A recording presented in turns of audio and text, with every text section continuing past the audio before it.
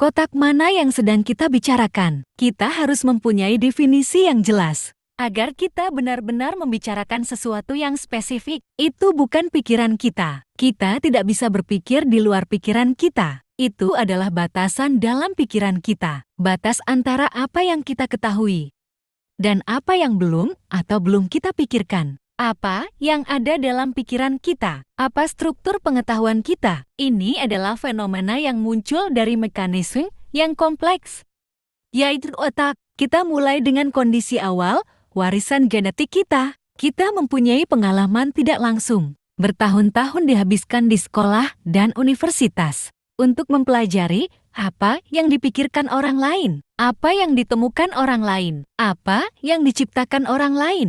Kemudian, kita memiliki pengalaman langsung kita sendiri. Kesuksesan kita, kegagalan kita yang benar-benar menjadikan kita seperti ini. Apapun yang ada di luar tidak terlihat oleh kita. Kita tidak tahu apa yang ada di luar. Itulah mengapa hal ini sangat berisiko, karena tidak ada orang lain yang mengetahuinya. Kita dihadapkan pada sesuatu yang penting.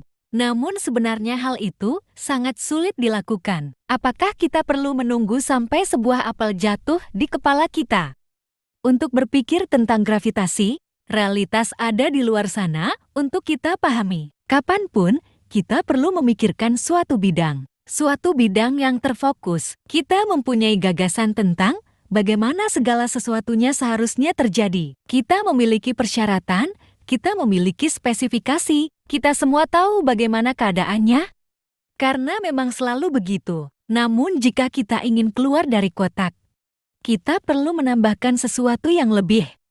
Sedikit bumbu, sesuatu yang melampaui informasi umumnya, sesuatu yang salah, sesuatu yang tidak masuk akal, sesuatu yang tampaknya tidak relevan, sesuatu yang membawa kita jauh. Inilah yang kita sebut informasi tidak biasa. Kita memerlukan sedikit informasi yang berbeda untuk melintasi batas-batas dalam pikiran kita. Dari apa yang kita ketahui hingga apa yang belum kita pikirkan. Ini adalah mekanisme penting yang diperlukan. Dan ini membawa kita ke tempat di mana kita tidak tahu kemana harus pergi. Kemana Anda pergi setelah Anda keluar dari kotak, Anda tidak memiliki arah yang telah ditentukan sebelumnya. Ini benar-benar situasi potensial yang membawa kita pada perasaan bahwa kita harus segera kembali. Ini tidak masuk akal.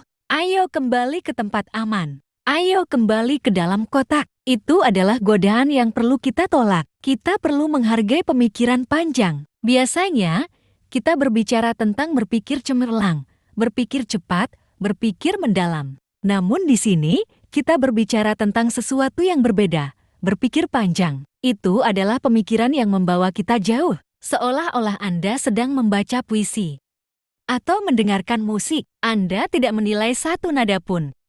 Anda tidak menilai satu kata pun. Ini adalah ansambel yang memberi Anda perasaan dan membawa Anda jauh. Kita harus melakukan hal yang sama dengan konsep kita. Kita dapat menggunakan asosiasi ide, kombinasi ide, ekstraksi prinsip, dan penerapan prinsip-prinsip tersebut pada bidang yang belum pernah diterapkan sebelumnya. Kita harus berpikiran terbuka, kita harus fasih, carilah alternatif, dan bukan jawaban yang benar. Karena ketika Anda berpikir kreatif, tidak ada satupun jawaban yang benar.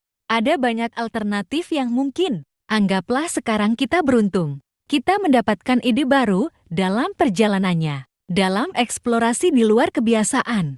Apa nilainya? Bagaimana kita menilai sebuah ide baru? Sangat sulit jika ini benar-benar baru, karena Anda belum pernah melihatnya sebelumnya. Tidak ada orang lain yang pernah melihatnya sebelumnya. Seolah-olah kita mendarat di planet baru, wilayah yang belum ditemukan sama sekali sebelumnya. Sulit untuk memahami nilai sesuatu yang baru. Pertama, karena kita merasa tidak berhak menjadi penemu.